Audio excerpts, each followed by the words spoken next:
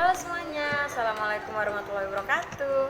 Aku Fazlina Silvi Baroro dari Gizi Fakultas Psikologi dan Kesehatan UIN Wali Songo Semarang. Nah, di video kali ini kita akan sedikit mengulas tentang mastistis guna memenuhi tugas pendidikan gizi yang diampu oleh Ibu Pradipta Kurniasanti. Yuk simak video selanjutnya. Nah, submateri yang akan kita bahas di sini yang pertama adalah definisi mastistis, gejala mastistis, penyebab mastistis, pencegahan mastistis, pengobatan mastistis, makanan yang dianjurkan dan tidak dianjurkan, dan juga contoh menu sehari. Nah, yang pertama definisi dari mastistis. Mastistis adalah kejadian yang ditandai dengan adanya rasa sakit pada payudara yang disebabkan adanya peradangan payudara yang bisa disertai infeksi maupun non-infeksi. Nah, kejadian mastistis ini sekitar 15-21% ibu menyusui yang terjadi pada 6-8 minggu pertama masa menyusui. Selanjutnya, apa aja sih gejala dan tanda dari mastistis? Yang pertama ada bengkak, nyeri seluruh payudara atau hanya lokal saja. Kemudian yang ketiga, payudara keras dan berbenjol-benjol, badan panas dan rasa sakit umum. Dan yang kelima, gatal di jaringan payudara. Selanjutnya, faktor penyebab dari mastistis. Yang pertama ada daya tahan tubuh yang lemah dan kurangnya menjaga kebersihan puting payudara saat menyusui. Kemudian yang kedua, infeksi bakteri Staphylococcus aureus yang masuk melalui celah atau retakan puting payudara. Dan yang ketiga, saluran ASI tersumbat tidak segera diatasi sehingga menjadi mastistis. Kemudian yang keempat, payudara tersentuh oleh kulit yang memang mengandung bakteri atau dari mulut bayi. Bakteri tersebut dapat masuk ke dalam payudara melalui lubang saluran susu. Kemudian yang kelima, puting pada payudara retak atau lecet. Hal ini dapat terjadi akibat posisi menyusui yang tidak benar. Akibatnya puting robek dan retak. Bakteri menjadi lebih mudah untuk memasuki payudara. Nah, bakteri ini akan berkembang biak di dalam payudara dan hal inilah yang menyebabkan infeksi.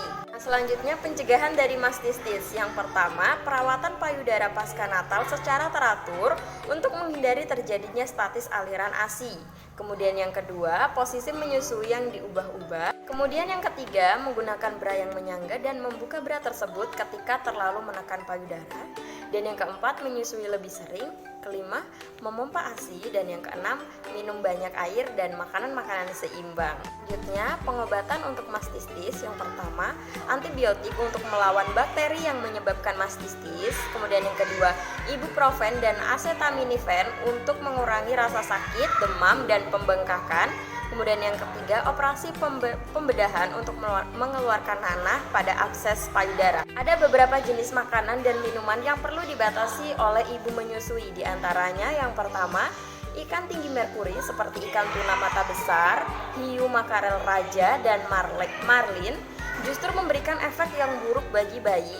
Merkuri dari ikan-ikan ini bisa menumpuk dalam tubuh bayi, lalu merusak sistem syaraf dan mengganggu fungsi otak bayi.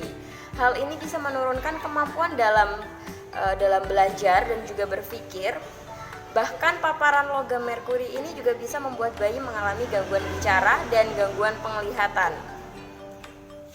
Kemudian yang kedua, makanan olahan. Contoh makanan olahan di sini adalah sosis, nugget, mie instan, serta buah dan sayuran kaleng. Kemudian yang ketiga, makanan pedas. Makanan pedas ini bisa mempengaruhi rasa ASI dan dapat menimbulkan ketidaknyamanan pada bayi. Selain itu, makanan pedas juga dapat menyebabkan bayi mengalami kolik, kembung, bahkan diare. Kemudian yang keempat, alkohol. Dan yang berikut beberapa jenis makanan sehat untuk ibu menyusui dan bernutrisi tinggi.